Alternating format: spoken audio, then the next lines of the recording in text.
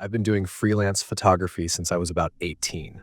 Nothing glamorous, no magazines or celebrities, just weddings, birthdays, real estate listings. Honestly, the real estate jobs were my favorite.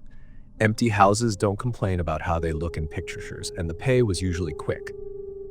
One afternoon, I came across a Craigslist post that caught my eye. It said, "Need photos of rental property for online listing. Pays cash. Easy job." The address was about 30 minutes out of town, and the message included a phone number and a flat fee, $200. For someone like me, that was a big deal for just a couple of hours of work. I texted the number, and the reply came instantly.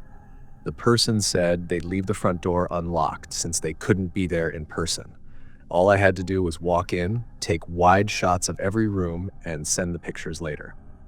Sounded simple. The drive out took me along back roads and eventually to a narrow gravel driveway that ended at an old farmhouse. The place looked abandoned from the outside. Peeling paint, a sagging porch, tall grass swallowing the fence.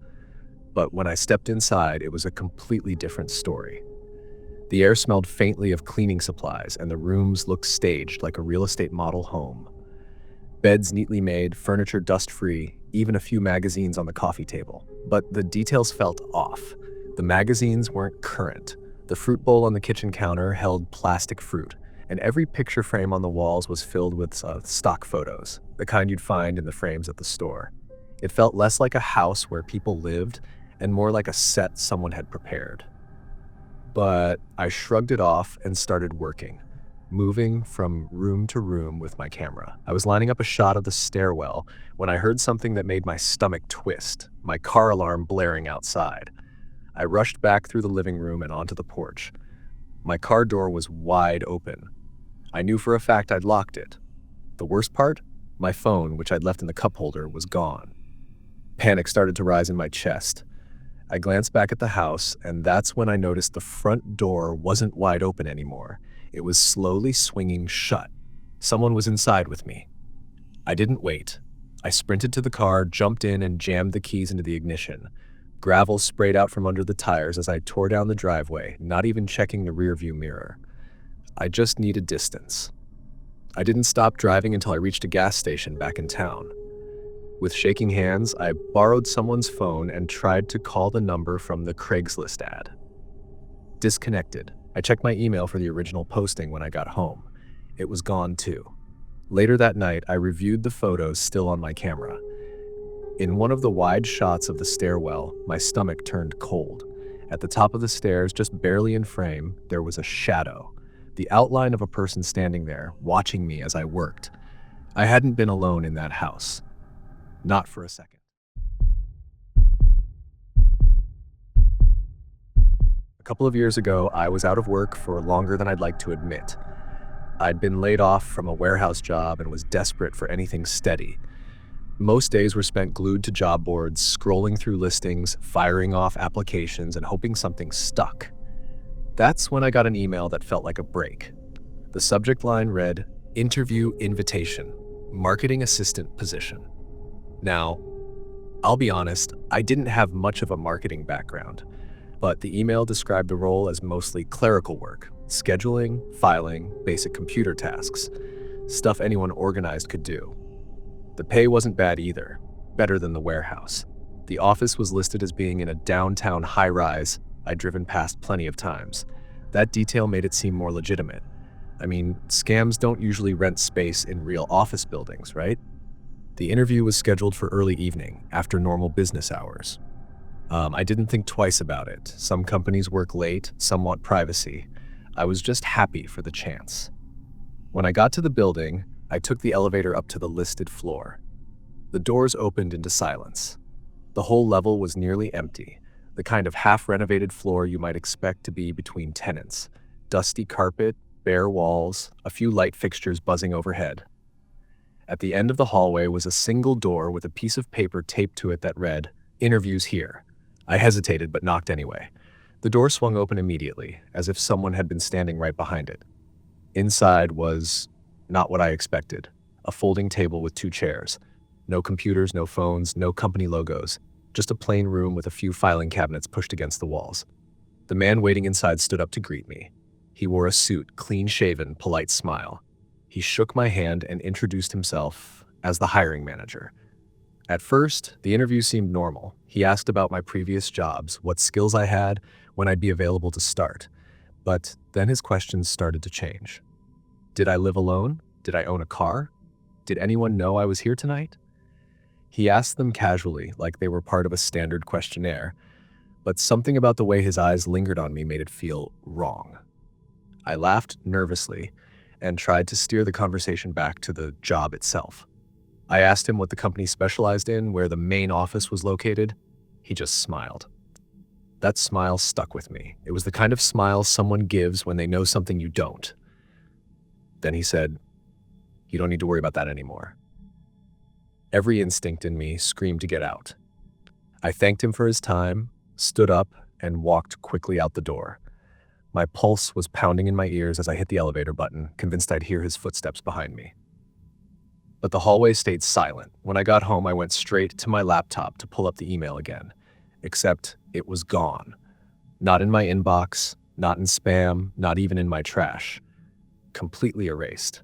The phone number attached to it was already disconnected. I still think of that night sometimes. About that room with nothing in it but a table and locked filing cabinets. About the way he asked if anyone knew I was there. It was supposed to be an interview. But sitting in that chair across from him, it felt a lot more like a trap.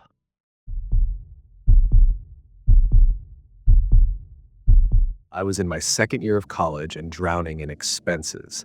Between rent, books, and trying to have even the smallest social life, my part-time job barely made a dent. I started browsing forums and local ads, hoping to find something easy on the side. That's when I stumbled on a posting for a mystery shopper position. I'd heard of that kind of work before. Go into a store, make a small purchase, report on how the staff treated you, and get paid. Simple enough. This ad promised more money than usual though, $100 for one visit. The message said they wanted someone to check in on a small convenience store after hours to observe their restocking process and report back on efficiency. It sounded weird, but I didn't think much of it. Businesses have all kinds of ways of testing their employees, and $100 for one night of work was too tempting to pass up.